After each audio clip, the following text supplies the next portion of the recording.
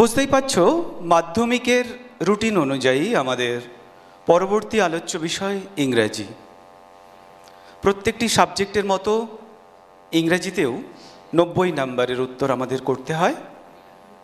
ইতিমধ্যে সমস্ত স্কুল থেকে বলতে বাধা নেই, প্রত্যেকের জন্য প্রজেক্টের মার্কস 10-এ 10 চলে গেছে। ওখানে 100% মার্কস তোমরা সবাই স্কোর করে ফেলেছ। আমাদের মূলত আলোচনা সীমাবদ্ধ থাকবে এই 90 নাম্বারকে কেন্দ্র করে, যার মধ্যে ইংরেজিটা একটা স্কিল বেসড সাবজেক্ট। সেই জন্য এখানে রিডিং স্কিল, সেখানে সিন এবং unseen, writing skill, grammar and vocabulary, এই 3টি পোর্শন রয়েছে, সেটা নিয়েই মূলত আমাদের আলোচনা। আগে আমি দুজন স্যারের হাতে মাইক্রোফোন তুলে দিয়ে একটু কিছু ইন্ট্রোডাক্টরি কথাবার্তা বলার সুযোগ করে দিই, তারপর সরাসরি সাবজেক্টে চলে যাব। প্রথমেই সৌরভবাবু তোমাদের সঙ্গে কিছু কথা বলবেন। আজ সবাইকে স্বাগত। সবাই এখানে উপস্থিত হয়েছো একটা বিশেষ প্রত্যাশা নিয়ে, যে শেষ মুহূর্তে প্রিপারেশনটা তোমাদের কেমন হবে। আমরা কিন্তু এখানে এসেছি ঠিক সাজেশন দেওয়ার জন্য নয়। তোমরা জানো ইংলিশ এমন একটা সাবজেক্ট, স্যার অলরেডি বলেছেন স্কিল বেসড সাবজেক্ট। তো সেখানে সাজেশনের থেকে বড় কথা প্রপার প্ল্যানিং, প্রপার স্ট্র্যাটেজি, আর কি কি কমন এরার্স এই সময় হতে পারে সেই জায়গাগুলো নিয়ে আমরা তোমাদের দেখিয়ে দেওয়ার চেষ্টা করব, বা হেল্প করার চেষ্টা করব, বা গাইড করার চেষ্টা করব। এবং সবসময় এটা মনে রাখবে, কনফিডেন্স ইজ এভরিথিং। তাহলে কনফিডেন্স যদি আমরা গ্রো করতে চাই, তাহলে প্রথম থেকে আমাদের প্রপার প্ল্যানিং আর স্ট্র্যাটেজি নিয়ে যদি আমি এগিয়ে যাই, তাহলে আমাদের যে 11th of February ইংলিশ এক্সামিনেশনটা হবে, বোর্ড এক্সাম, তোমাদের জীবনের প্রথম বড় পরীক্ষা, সেখানে অবশ্যই তোমরা সাফল্য লাভ করবে।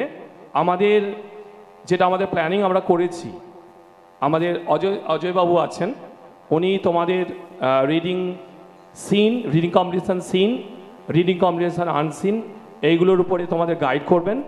বাকি যেটা থাকলো গ্রামার আর রাইটিং স্কিল, সেই জায়গাটা নিয়ে আমি ব্যক্তিগতভাবে তোমাদের হেল্প করার চেষ্টা করব। এবং সবশেষে আমাদের একটা ইন্টারেক্টিভ সেশন থাকবে, সেখানে আমরা তোমাদের কাছ থেকে কোশ্চেনগুলো নেব এবং চেষ্টা করব তোমাদের যে ডাউটগুলো ক্লিয়ার করার। আমি অনুরোধ করব অজয়বাবুকে শুরু করতে। Good morning. আজকে আমার জীবনে বিশেষ করে একটু বলে দিই, খুব একটা ভালো লাগার দিন, গর্ব করার দিন। কারণ যে স্যারের পাশে আমি বসেছি, এই স্কুলের প্রধান শিক্ষক মহাশয়, তেনার হাত ধরেই আমার ইংরেজিটা শেখা। উনি আমার শিক্ষক মহাশয়, এবং আরেকজন স্যার রয়েছেন সৌরভবাবু, দুজনকেই আমার আন্তরিক শ্রদ্ধা। সাথে সাথে তোমাদের প্রতি শুভেচ্ছা রইল।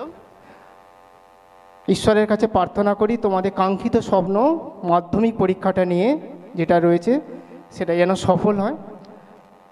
এখানে যারা এসেছো প্রত্যেকেই প্রায় বলা যেতে পারে ক্রিম স্টুডেন্টস আমাদের এই সকল এরিয়ার। তা আমি আজকে তোমাদেরকে স্যার যেটা বলেই দিয়েছে প্রথমে, কোনো প্রকার কমন দেওয়া বা কিছু না, যে ভুলগুলো সাধারণত পরীক্ষার খাতায় করে থাকি, এবং আমাদের লক্ষ্য হবে এই যে অ্যাবাভ 85, আই মিন যদি প্রজেক্টের নম্বর যোগ করে দিই 95 মার্কস অ্যাবাভ যদি আমরা পাই, সেটা কিভাবে লিখব, কোন কোন ভুলগুলোর জন্য শিক্ষক মহাশয়রা আমাদের নম্বর দেন না, সেই বিষয়গুলোতে আলোকপাত করব।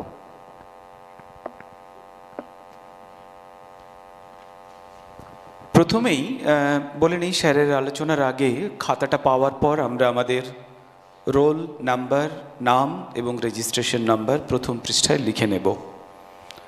তারপর অন্যান্য বিষয়ের ক্ষেত্রে নববাবু যেটা দেখাচ্ছিলেন, প্রথম পৃষ্ঠাটা বাদ দেওয়ার আমাদের তো সে সুযোগ নেই।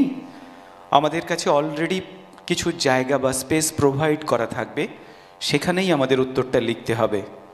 যদি কোনো কারণে ভুল করে ফেলি, তাহলে আমাদের কি করার আছে, একেবারে সাবটা কেটে দেব, কোনো রকম ওভার রাইটিং করব না, পাশে লিখে দেব।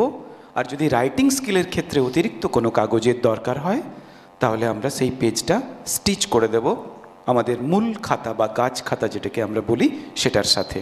Over to sir. প্রথমে আসি, আরেকটু কথা বলেন।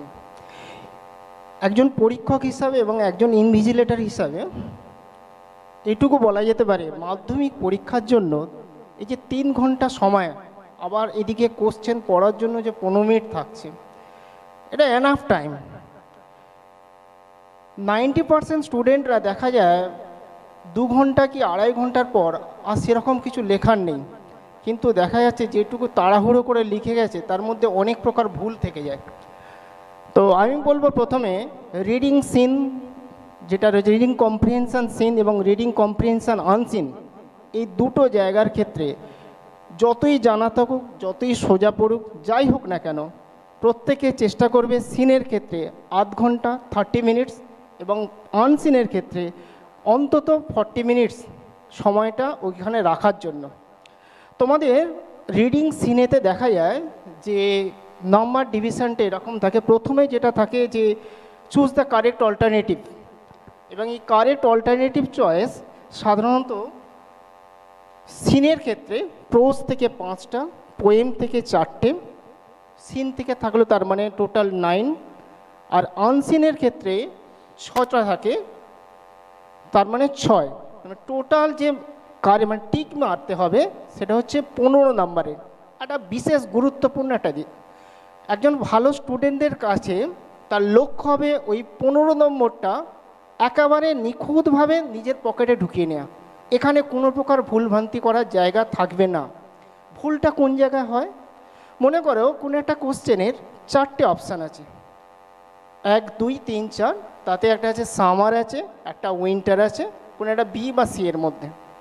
তুমি কোশ্চেনটা পড়ার সাথে সাথে তোমার প্রথমে মনে হয়েছিল এটা নিশ্চিতভাবে সামার হবে, তাতে দাগ দিয়ে দিলে, টিক মার্কটা দিয়ে দিলে।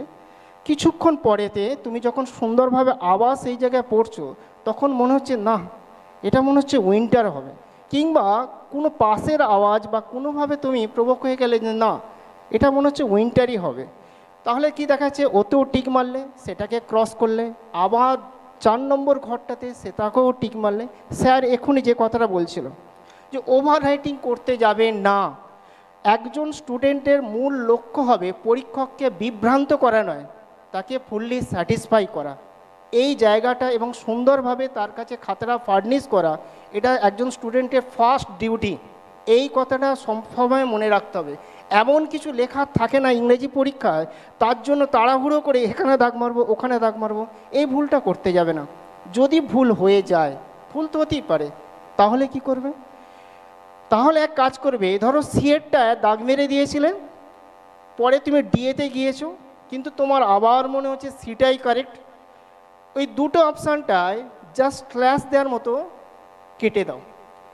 পাশে যেখানটাতে তোমার উত্তরটা আসছে সি বা ডি, পাশে একটা বক্স করে নাও, তাতে এবার সুন্দরভাবে টিক চিহ্নটা দিয়ে দাও। তাহলে পরীক্ষক বুঝতে পারবে যে কোনোভাবে ভুলটা করে ফেলেছিল, সেটাকে তিনি মানিয়ে নেবেন। কিন্তু কখনো এটা করতে যাবে না, একবার ক্রস চিহ্ন দিয়েছিলেন, তার পাশে একবার ছোট্ট করে টিক মেরে দিলে, পরীক্ষক কোনোভাবে চশমা পরে বা তিনি এরকম ঝুঁকে কোথায় টিক মেরেছে সেটা দেখি, এরকম করতে যাবে না। তেনাকে খুশি করাই তোমার লক্ষ্য হবে। তোমাকে কোশ্চেন জানতে চাওয়া হয়েছে, তার উত্তরটা ডেফিনেটলি ক্লিয়ারলি তুমি সেখানে পুট করবে, এটাই প্রত্যাশা করা হয়। অতএব 15 যে নম্বরটা আছে, এই 15 মার্কস খুব ইজিলি কেয়ারফুলি পড়ে তোমরা কিন্তু লিখবে। একটা কথা দেখবে বড়োভাবে লেখা থাকে, reading comprehension seen, reading comprehension unseen. Comprehension শব্দের অর্থই হচ্ছে ক্যাপাবিলিটি টু আন্ডারস্ট্যান্ড সামথিং, নিজের মধ্যে বোঝা। যে জিনিসটা পড়তে সময় দিয়েছে তোমাকে, সেটাকে নিজের মধ্যে আয়ত্ত করো প্রথমত, তারপরে দাগটা মারতে শুরু করো। এই জায়গাটা খুব ভাইটাল পয়েন্ট। স্যার অনেকটাই দীর্ঘ বলেছেন, আমি সৌরভবাবুর কাছ থেকে জাস্ট কিছু শুনে নেব আর আমার ব্যক্তিগত কয়েকটা মতামত দেব। কিছুদিন তো আমিও খাতা দেখেছি, এইচএম হওয়ার পর খাতা দেখা উঠে গেছে, প্রায় 10-15 বছর খাতা দেখেছি। তখন তোমাদের মানে আমাদের স্নেহের ছাত্রছাত্রীরা একটু চালাকি করে, কি ক্ষেত্রে বলি, আমি আমার স্টুডেন্টদেরও বলি, ট্রু ফলস তোমরা লিখতে গিয়ে টি লিখেছো কিন্তু পেটে আরেকটা টেনে দিয়েছো, মানে এফ। কি মিন করছে? আইদার ট্রু আর ফলস, মানে ইদার ট্রু আর ফলস, এরকম করতে যেও না। এক্সামিনারকে সন্তুষ্ট করতে হবে, মানে সম্পূর্ণরূপে ক্লিয়ারলি তুমি লেখো টি বা এফ, কোনো অতিরিক্ত দাগ দিতে যেও না। যদি বলা থাকে write T for true statement and F for false statement, অবশ্যই টি আর এফ লিখবে। যদি না বলা থাকে তাহলে ট্রু ফলস লিখবে। অনেকের খাতায় দেখেছি ট্রু বানানটাও ভুল হয়ে যায়, ফলস বানানটাও ভুল হয়ে যায়। এগুলো প্রত্যাশিত নয়, এগুলো কাম্য নয়। Over to Sourav sir. আচ্ছা, ট্রু ফলসের কথা স্যার যখন বললেন, বেশিরভাগ স্টুডেন্টরা যে কমন এরার্সগুলো করে, সাপোর্টিং স্টেটমেন্ট লেখার ক্ষেত্রে মনে রাখতে হবে, তুমি প্রোজ থেকে জেনারেলি ট্রু ফলসটা থাকে, পোয়েম থেকে থাকে না। এক্স্যাক্টলি টেক্সটে যে অংশটাই আছে সেটাই কিন্তু তোমাদের লিফট করতে হবে, তুলতে হবে। কোনো ওয়ার্ড কোনোভাবেই চেঞ্জ করবে না। অথর যেটা লিখেছেন, ধরো এবারে যদি আমরা গেস করি, তোমরা সবাই জানো যে ফাদার সেলফ এসে গেছে আগের বছর, আর এসে গেছে মাই ওন ট্রু ফ্যামিলি। তো এই দুটো বাদ দিয়ে প্রত্যেকটাই তোমাদের ইম্পর্টেন্ট। তো যদি ইম্পর্টেন্সের কথা আমরা ভাবি, তাহলে সেক্ষেত্রে আমরা দ্য ক্যাট বা আওয়ার রানওয়ে কাইট, এই দুটোর উপরে বেশি গুরুত্ব দেবে। যদিও দ্য পাসিং অফ বাপুটাও আছে, কিন্তু এই দুটো সব থেকে ভাইটাল। এই ক্ষেত্রে বলবো, যখন তোমরা সাপোর্টিং স্টেটমেন্টগুলো তুলবে, এক্স্যাক্টলি টেক্সট থেকে যেমন আছে না, অ্যাজ ইট ইজ সেটাই কিন্তু কোট করবে। আর অবশ্যই কোটেশন মার্কস ইউজ করতে হবে, এটা মাস্ট, ওটা তোমার নিজের লেখা নয়। এবং অনেক সময় দেখা যায় অনেক লঙ্গার সেন্টেন্স যখন তোমরা কোট করতে যাও, হয়তো দেখা গেলো আনইম্পর্টেন্ট অংশটা বাদ দিয়ে দিলে, সেটা দিতেই পারো, কিন্তু ডট ডট দিয়ে দিতে হবে, এটা খুব ভাইটাল। তো এটাও ইম্পর্টেন্ট। যদি আমি বাদ দিতে গিয়ে দেখি মোস্ট ইম্পর্টেন্ট জায়গা, মানে যেগুলো বলে কি ওয়ার্ডস, KYWRDS, এটা কিন্তু কোনোভাবেই যেন বাদ না যায়, তাহলে নাম্বারটাই পাবে না। আর এটা নিশ্চয়ই রুলটা তোমরা জানো, ট্রু ফলস যদি তোমরা ভুল করো, তাহলে সাপোর্টিং স্টেটমেন্ট যদি ঠিকও লেখো, কোনো নাম্বার পাবে না। সব থেকে ভাইটাল জায়গা ট্রু ফলসটা ঠিক লেখা এবং সঠিক সাপোর্টিং স্টেটমেন্টটাকে কোট করা উইদিন ডাবল ইনভার্টেড কমাস। স্যার আমি একটু ট্রু ফলস করার ক্ষেত্রে স্যার বলেছেন যে ট্রু নয় এফও নয়, বুঝতে পারা যাচ্ছে না এটা কি অবস্থায় থাকবে, সেটার কি করতে হবে স্যার বললেন। এবং সাপোর্টিং সেন্টেন্স, এই যে ডট ডট ব্যাপার একটা এসে গিয়েছে স্যার যেটা বললেন, মনে করো কোনো একটা যে কোশ্চেনটা তোমাকে দিয়েছে, সেটা যে সাপোর্টিং ডকুমেন্টস বা সাপোর্টিং যেটাকে লাগছে তোমার লাইনটা, সেই লাইনটা তো মনে করো দীর্ঘ একটা লাইন, মনে করো 3 লাইনের। একজন ভালো স্টুডেন্টের প্রথম কাজ হোক যে কোশ্চেন কি ডিমান্ড করছে, তার কি ওয়ার্ড স্যার বলেছেন, সেই কিওয়ার্ডসটার কাছে গিয়ে অন্তত ডট ডট দিল, সেইটাকে যেন প্রশ্ন থাকে। মানে 3 লাইন লেখার জায়গায় নেই, দুটো তো লাইন দিয়েছে, তাই না কি? তাহলে 3টে লাইন স্যার কোথায় লিখবো? ছোট ছোট করে লিখবো, সেটা পরীক্ষকের কাজ নয়। ছোট ছোট করে কী লিখেছো ওটাকে বুঝিয়ে বুঝে দেখা। তুমি দুটো বড় বড় লাইন লিখলে, তারপরে একদম গুড়ি গুড়ি করে লিখলে, ওটা চলবে না। এটাও কখনো করতে যেও না যে এ পৃষ্ঠায় লিখলাম, যেটুকু কম্পোজিট পেপার ছিল ওখানে ছিলাম, আবার একটা লুজ শিট নিয়ে তার অর্ধেকটা ওখানে লিখলাম। একটা কথা মাথায় রাখতে হবে, পরীক্ষককে বিভ্রান্ত করা নয়, তাকে স্যাটিসফাই করা। আরেকটা জিনিস মনে করো, কোনো একটা সাপোর্টিং সেন্টেন্সের 2-3টে লাইন এরকম ছিল, the ashes were immersed in the river Ganges and the people gathered there etcetera. তুমি লিখতে শুরু করছো কীরকমভাবে, the ashes dot dot dot dot dot dot dot dot dot dot there. কেমন কেউ এরকম লিখছে the dot dot dot dot, আরে দা দিয়ে তো কত সেন্টেন্স শুরু হয়েছিল, তিনি কেন খুঁজতে যাবেন? আমি একজন পরীক্ষক হিসাবে আমি কেন তোমাকে ওইভাবে ভালো ছেলে হিসাবে গ্র্যান্ট করবো? কেন, কীভাবে? আমি তখন করতে পারি যখন তুমি পাস করছো না, দেখি বাবা কি লিখেছে। তোমাকে পেতে হবে অ্যাবাভ 80, 85, তোমার লক্ষ্য থাকবে ঠিক সেই জায়গায়। কেমন স্যার, ইররেলিভেন্ট পোর্শন যদি আমরা কোট করতে চাই, মানে কোট না করতে চাই, তার সহজ উপায় হচ্ছে যদি সেটা সেন্টেন্সের প্রথম দিকে থাকে। আমার অপ্রাসঙ্গিক অংশটা সেন্টেন্সের প্রথম দিকে রয়েছে, ইনভার্টেড কমা শুরু করলাম, 3টে ডট দিলাম, তারপর রেলিভেন্ট পোর্শন দিলাম, তারপর full stop, inverted comma close. যদি ইররেলিভেন্ট পোর্শন সেন্টেন্সের শেষের দিকে থাকে, তাহলে প্রথমে ইনভার্টেড কমা শুরু করলাম, সেন্টেন্স শুরু করলাম, শেষের দিকে 3টে ডট দিয়ে ক্লোজ করব। ঠিক আছে? ওকে স্যার, পরবর্তী অংশ। পরবর্তী অংশ যেটা আছে তোমরা জানবে, complete the following sentence with information from the text, তিনটে দেয়া থাকে, যেটা সিন পোর্শনে প্রোজে থাকে। এই জায়গাতে আমার প্রথম অ্যাডভাইস থাকছে তোমাদেরকে, সেটা হচ্ছে ওখানে যে লাইনটা দেওয়া রয়েছে, যে সেন্টেন্সটা দেওয়া রয়েছে, সেই সেন্টেন্সটি মানে একটা মিনিংফুল সেন্টেন্সে ওই প্যাসেজের নিরিখে, অবশ্যই তোমার মতো মিনিংফুল করার জন্য নয়, যে প্যাসেজটা তুমি পড়ছো বা পড়লে এতক্ষণ ধরে, সেই প্যাসেজের নিরিখে মিনিংফুল করার জন্য যতটুকু লেখার দরকার সেটা সবথেকে ভালো হবে নিজের ভাষায় লেখা। কেমন? কিছু কিছু জিনিস আছে দেখবে, কতগুলো লাইন, যেমন এখানে আমি একটা লাইন লিখে নিয়ে এসেছি তোমাদের বোঝানোর জন্য। The kite was past with the letter that was dash দিয়ে দিয়েছে। চিঠিটা সেই লেটার দিয়ে প্যাস্ট করা ছিল, যেটা ছিল দ্যাট ওয়াজ, তার মানে চিঠিটাকে ইঙ্গিত করছে। তার মানে সেটা কখনোই ওই তার পরের লাইনে সি টার্নড ফেল, এটা কখনো হতে পারে না। কোনটা হতে পারে না, that was the very letter aunt Esther had written once to her brother. মনে পড়ছে লাইনটা? আমি যদি হঠাৎ করে লিখে দিই ওই লাইনের সাপোর্টিং ডকুমেন্ট সেন্টেন্স হিসাবে যে সি টার্নড ফেল, দেখা যাবে তার সাথে ম্যাচ হলো না, তার মানে পরীক্ষক বুঝে যাবে তুমি প্যাসেজটিকে নিজের মধ্যে এখনও করায়ত্ত করতে পারোনি। কেমন?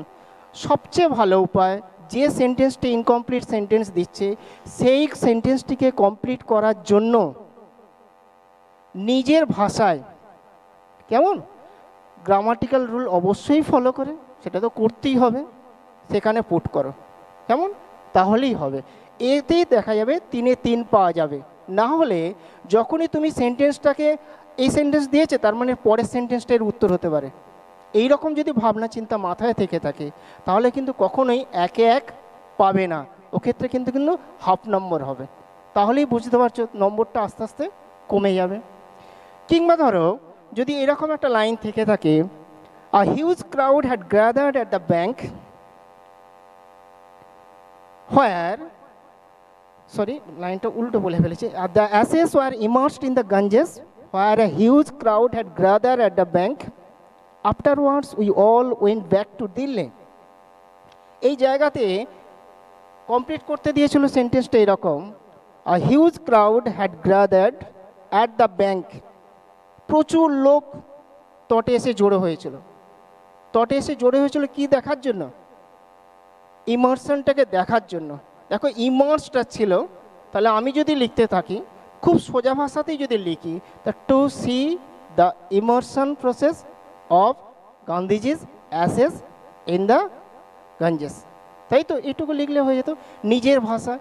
আমি যদি মনে করি আমি আরও ভালো কিছু লিখতে পারবো, তাহলে সেই জায়গায় তুমি আরও সুন্দরভাবে লেখো। কিন্তু লেখার সময় একটা জিনিস মনে রাখতে হবে, স্যারেরা নিশ্চিতভাবে একমত হবেন, সেটা হচ্ছে তুমি কতখানি জানো তোমার পাণ্ডিত্য ফলানোর থেকে ভুল করার স্কোপটাকে এড়িয়ে গিয়ে সম্পূর্ণভাবে সিম্পল সেন্টেন্স ওই জায়গায় পুট করতে শুরু করো।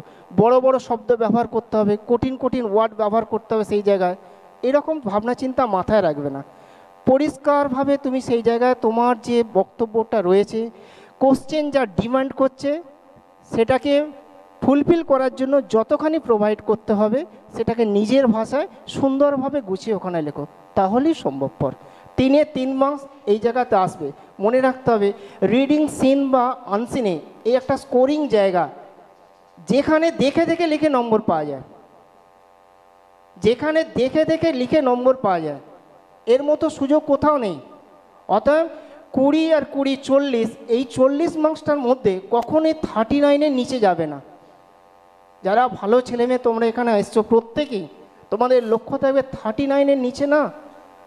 আমি দেখে দেখে লিখবো, জীবন আর কোনোদিনই এই সুযোগ পাবো? অ্যাকচুয়ালি ওখান থেকে 48 নাম্বার থাকে, ভোকাবুলারিতে 8। স্যার ওটা আলোচনা করবেন। আমি স্যারের কাছে একটু জানতে চাইব, ছাত্রছাত্রীদের প্রতিনিধি হিসেবে আমার কাছে আনসিন প্যাসেজ এসে গেছে, আমি সেটা কিভাবে পড়ব? পড়ার সময় কি কোনো পেন্সিল ইউজ করব? কোনো রেলিভেন্ট পোর্শনের তলায় কি দাগ দেব? উত্তরটা করার সময় আমি আমার যে 30 মিনিট বা 40 মিনিট যেটাই আমার আনসিনের উত্তর করার জন্য বরাদ্দ থাকুক, সেই সময়টাকে আমি কিভাবে ইউটিলাইজ করব একটু যদি বলেন। আনসিন করার ক্ষেত্রে ঘড়িটায় মোটামুটি দেখে নিই আমি 40 মিনিট সময়টা এর মধ্যে নির্ধারিত রাখবো, এর মধ্যে করব। প্রথম কাজ হবে স্যার যেটা বলছেন আমিও একমত, অবশ্যই একটা পেন্সিল নিজের হাতে রাখা। কেমন? প্রথম কাজ হচ্ছে থরলি রিডিং পড়া।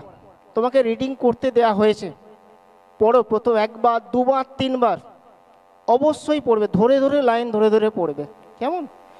এটা পড়ার সময় যে জায়গাগুলো ইম্পর্টেন্ট বলে তোমার মনে হয়েছে, যে জায়গাগুলো মেসেজগুলো দেয়া রয়েছে, ঠিক সেই জায়গাগুলোতে পারলে আন্ডারলাইন করতে শুরু করো। এবং আমি ভোকাবুলারি পাঠ করার জন্য তো বলবো, ঠিক ওই জায়গাতে কঠিন শব্দগুলো, ওয়ার্ডগুলো যেগুলো তুমি মানে করতে পারছো না, তোমার নিরিখে ওই সেন্টেন্সের সাপেক্ষে কি মানে হতে পারে নিজের মধ্যে একটা মানে তৈরি করার চেষ্টা করো। কারণ ইংরেজি পরীক্ষাটা এমন একটা পরীক্ষা, মাধ্যমিক পরীক্ষায়, যেটা প্রায় প্রত্যেকটা সাবজেক্টই অপশান থাকে। এখানে একটাই অপশান, হয় করো নাহলে এখান দিয়ে লেফট করো, তাই তো? এমন একটা সাবজেক্ট যে সাবজেক্টে কোনো অপশান নেই, আইদার তোমায় করতে হবে নয় সেখান দিয়ে লেফট করতে হবে। এই অপশানটা খুব জোর দিয়েছে, আর কিছু নেই। অতএব যখন রিডিং আনসিনটা যখন পড়ছো, তখন তোমার যে রেলিভেন্ট লাইনগুলো মনে হচ্ছে খুব ইম্পর্টেন্ট আছে, সেই জায়গাগুলোতে পেন্সিল দিয়ে আন্ডারলাইন করে থাকো।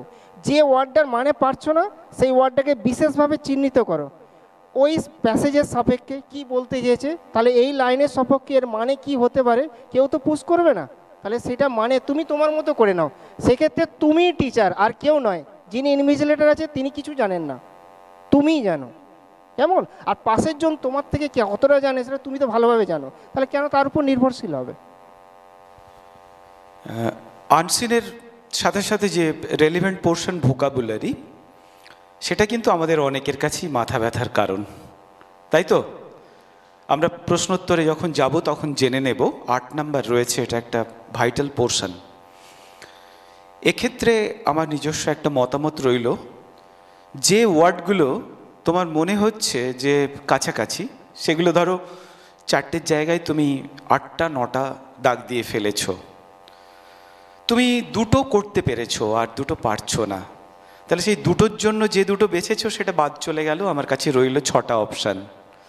তারপর দেখো ভোকাবুলারিতে যেগুলো পড়ে আছে, যে ওয়ার্ডগুলো, তার পার্টস অফ স্পিচ, সেটা নাউন, অ্যাডজেক্টিভ বা অ্যাডভার্ব, ভার্ব, কোনটা?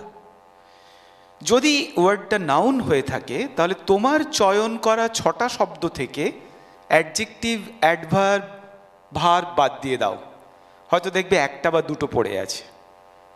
তাহলে সেখান থেকে আমাদের পিক আপ করতে খুব সহজ হবে। এই পদ্ধতি তোমরা অবলম্বন করতে পারো। অভিজ্ঞ সৌরভবাবু রয়েছেন, যদি কিছু অ্যাড করেন। আনসিনটা আমাদের কাছে খুব চ্যালেঞ্জিং।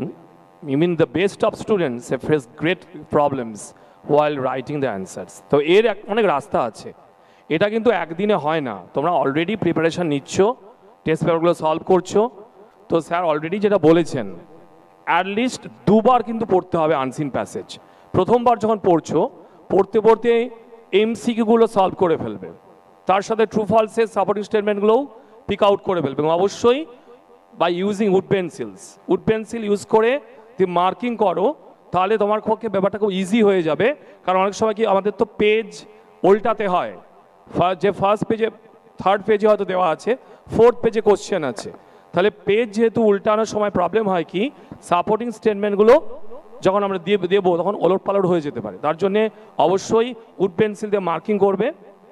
এবং সেকেন্ড টাইম যখন পড়বে, পড়ার আগে কোশ্চেনটা মাথায় রেখে পড়বে। ধরো প্রথমবার পড়তে পড়তে এমসিকিউগুলো ইজি আছে করে ফেললে, ট্রু ফলস করে ফেললে, সেকেন্ড টাইম সব থেকে যেটা স্টুডেন্টদের কাছে নাম্বার ডিডাকশন হয় সেটা হচ্ছে এসএকিউগুলো, 2 নম্বরের যে কোশ্চেন 4টে লিখতে হয়, ওর প্রশ্নগুলো মাথায় রেখে প্যাসেজটা আবার পড়ো।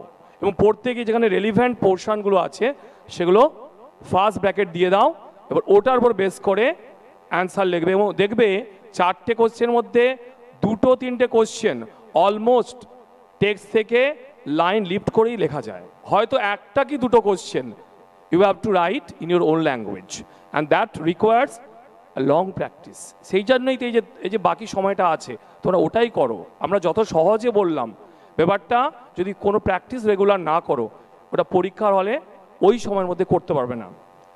আর আরেকটা বিষয় বলছি, তোমার হচ্ছে ভোকাবুলারির ক্ষেত্রে, অর্থাৎ স্যার অলরেডি যেটা বললেন পার্ট অফ স্পিচের ব্যাপার, সে সঙ্গে আমি আরেকটা কথাও বলবো।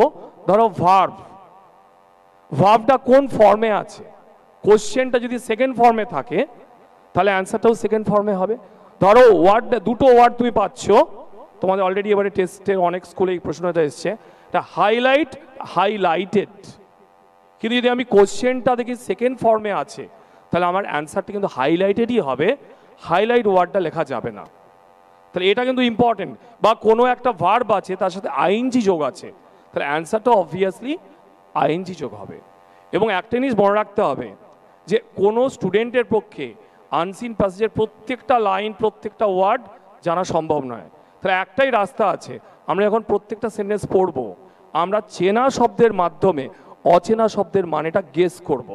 গেস মানে এই ওয়াইল্ড গেস নয়, আন্দাজটা হবে লজিক্যালি। আমি পুরো একটা সেন্টেন্স পড়ছি, কোনো একটা ওয়ার্ড আননোন, তাহলে গোটা সেন্টেন্সটা পড়ে অনেকটা ফিল ইন দ্য ব্ল্যাঙ্কসের মতো, যে এই ওয়ার্ডটা, একটা ওয়ার্ড আছে, খুব আনকমন ওয়ার্ড আছে, কমন ওয়ার্ডগুলোর মিনিংগুলো আমি জানি, সেইগুলো পুরোটা একসাথে বোঝে আমি দেখব ওই আনকমন ওয়ার্ডের মানে কি হতে পারে, কিন্তু গেস করে ইজিল করা যায়। আর তার জন্য দরকার প্রথম থেকে প্র্যাকটিস। একদমই তাই। আমরা বলি আনসিনের যখন মানে বুঝতে পারছো না, তখন বলি যে try to understand the meaning of the new words from the context. কী পরিস্থিতিতে শব্দটা ব্যবহার হয়েছে তার সাপেক্ষে তার অর্থ অনুমান করার চেষ্টা করো। স্যার যেটা বলছিলেন যে second form, third form, the rule goes also to phrasal verb. এই ফ্রেজাল ভার্বের ক্ষেত্রেও যেহেতু প্রসঙ্গটা এলো বলি, লোকেট করলো ছেলেমেয়েরা যে এখানে গিভ আপ হবে, ঠিক আছে, কিন্তু তার সেকেন্ড ফর্ম হবে গেভ আপ হবে, এটা হয়তো ভুল করে বসলো, সেখানে কিন্তু হাফ নাম্বার ডিডাক্ট হয়ে যাবে। তুমি ঠিকঠাক ফ্রেজাল ভার্বটা লোকেট করতে পারলে, কিন্তু উপস্থাপন করার সময় ভুল লিখে ফেললে। স্যারের কাছে আর একটু বাকি রয়েছে, প্রশ্ন যেটা রয়েছে তোমাদের 2 নম্বরের প্রশ্ন, সেটা আলোচনা হয়ে গেলেই আমরা সৌরভবাবুর কাছে রাইটিং স্কিল এবং গ্রামারে চলে যাব। Answer the following question. এক্ষেত্রে দেখা যায় পোয়েম থেকে 2টো থাকে 2 মার্কসের, আর আনসিন থেকে 4টে থাকে 8 নম্বরে, সমান 12 নম্বর। এই একটা জায়গা, যে জায়গায় ছেলেরা নিজেদের নাম্বারটাকে একটু হারিয়ে ফেলে, এদিক ওদিক করে ফেলে। স্যার একটু আগেই বলছিলেন যে কোন ফর্মে দেয়া রয়েছে সেই ফর্মটাকে মাথায় রাখা। কোনো কোশ্চেন মনে করে এরকম একটা কোশ্চেন হলো যে হোয়াট ডাজ প্রফেসর নির্মল মুখার্জি সে। নির্মল মুখার্জি কি বলেছিলেন? অধ্যাপক নির্মল মুখার্জি। তোমরা অনেক ভালো ছেলে, খাতা দিয়ে লেখার সময় তাড়াহুড়ো করতে গিয়ে এই যে সে, এটা যে শেষ করতে হবে, এদিকে ডাজ আছে, এটা মাথায় রাখতে হবে, এই ভুলটা করে বসে যাচ্ছ। কিংবা অনেক সময় দেখা যাচ্ছে প্রফেসর নির্মল মুখার্জি যেটা বলেছেন সেই জায়গাটা তোমার আন্ডারলাইন করা আছে, তুমি ভাবলে ওনার স্পিচটা পুরো কোটেশনটাই এখানে তুলে দেব। কেমন মনে করো সেটা কোনো কোটেশনের মধ্যে শব্দ রয়েছে 2টো একটা লাইনের, তিনি কি বলেছিলেন তার মানে ওইটাই বলেছিলেন। তুমি লেখার সময় তিনি বলেছিলেন যে, বা তিনি বলেছিলেন, এই লেখাটা অন্তত নিজের মতো করে সঠিকভাবে পুট করো, তারপর তেনারটা। তিনি কি বলেছিলেন তার মানে তুমি শুধু কোটেশনটা ব্যবহার করে গেলে, তার মানে পরীক্ষক ভাববে এ নিজে থেকে লিখতে পারে না, এ ওই লেখাটাই এখানে তুলে দিয়ে এর কাজ গুটিয়ে দিয়েছে। কিন্তু তোমার তো কাজ সেটা নয়, তোমাকে পরীক্ষকের থেকে 2টো নম্বর অবশ্যই আদায় করতে হবে। এটুকু মাথায় রাখবে কোন ফর্মে দেয়া রয়েছে আর আমি কোন ফর্মে সেটাকে সার্ভ করছি, এই জায়গাটা খুব মনে রাখার বিষয়। কবিতার ক্ষেত্রে আরেকটা খুব আমাদের কষ্টের জায়গা আছে, সেটা হচ্ছে কবিতার একটা পৈটিক ছন্দে সেটা লেখা থাকে, তার একটা রিদিমে লেখা থাকে। সেক্ষেত্রে যে মানে সাবজেক্ট, ভার্ব, অবজেক্ট আমরা যেভাবে জানতে অভ্যস্ত, সেটাকে উল্টোভাবে করা রয়েছে। তাহলে কি হচ্ছে, সেই জায়গাটায় লেখার সময় একটু ঘুরিয়ে লিখতে হবে। ওখানে লাইন কোট করা, কপি করা একেবারেই চলবে না। ওই জায়গাটা বুঝে ঠিক মতোভাবে করতে শুরু করবে। লাস্ট একটা লাইন কথা বলি, হাতের লেখা খারাপ আমার স্যার, আমার লেখা খুব একটা বুঝতে পারে না, আমার এই দুটো লাইনে হয় না, তুমি লুজ শিট ব্যবহার করো। মাথায় একটা কথা খুব ভালোভাবে মনে রাখবে, হাতের লেখা খারাপ এটা কোনো ব্যাপারই নয়, কিন্তু খারাপ মানের লেখা, হাতের লেখা খারাপ কোনো ব্যাপার নয়, খারাপ মানের লেখা সেটা কিন্তু গুরুতর তোমাদের ক্ষেত্রে অপরাধ। মনে থাকে যেন এই কথা, গ্রামাটিক্যাল রুলস ফলো করে খারাপ হাতে লেখা হতে পারে, স্পষ্ট গোটা গোটা একটু স্পেস দিয়ে লিখে যাও। সবার হাতে লেখা সমান না, আমারও খারাপ, ওটা নিয়ে ভাবার কোনো দরকার নেই। কেমন হাতের লেখা খারাপ কোনো মাথায় রাখবে না, কোনো চাপ নেই। স্যার আমার লিখতে গেলে 3টে লাইন লাগে, লুজ সিটে চলে যাও, পরীক্ষক দেখবেন, তিনি দেখতে বাধ্য। তুমি ভাবছো ওখানে লিখলে দেখবেন, আমি এখানেই গুঁড়ি গুঁড়ি করে লিখি, ডাক্তারের প্রেসক্রিপশান লেখার মতো। প্রেসক্রিপশান পড়ার জন্য অন্যজন আছে, তার তোমার জন্য কেউ নেই। তোমাকে আদায় করে নিতে হবে নম্বরটা সবসময়। কেমন? বেশ, একটা জিনিস অ্যাড করব, প্রত্যেকটা সাবজেক্টের ক্ষেত্রে যেটা প্রযোজ্য, আমরা যদি লুজ সিট নিই তাহলে আমাদের যে মূল খাতা রয়েছে সেখানে কিন্তু +1 করে ওই লুজ সিটের সংখ্যাটা আমাদের বসাতে হয় এবং দেখে নিতে হয় যে ইনভিজিলেটর যেন সেখানে একটা সিগনেচার করেন। ইতিমধ্যে যদি তিনি মূল খাতায় সিগনেচার করে ফেলেন এবং তার যোগফলটাও সেই জায়গায় চলে যায়, তাহলে দ্বিতীয়বার সই করানোর দরকার নেই বা প্রয়োজন নেই। নচেত কিন্তু আমাদের ওই জায়গাতে সই করাতে হবে ইনভিজিলেটরকে দিয়ে। এটা তোমার দায়িত্ব, আমার দায়িত্ব। আরেকটা জিনিস সবাই দেখে নিও, তোমাদের প্রত্যেকের খাতায় এক্সামিনেশন সেন্টারের কোড এবং ওখানকার যিনি সেন্টার ইনচার্জ তার ফেক্সিমাইল ওটা যেন লাগানো থাকে।